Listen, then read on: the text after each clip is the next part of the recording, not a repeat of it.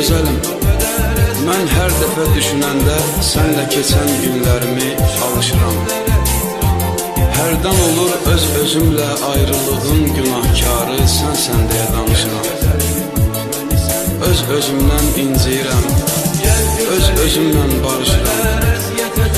Qəlbimdəki hicran adı gözlərimdən aşıb daşır.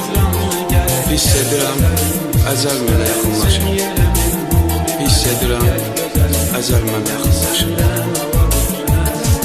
Gəl gözəlim, bu qədər əziyyətə tab etmir.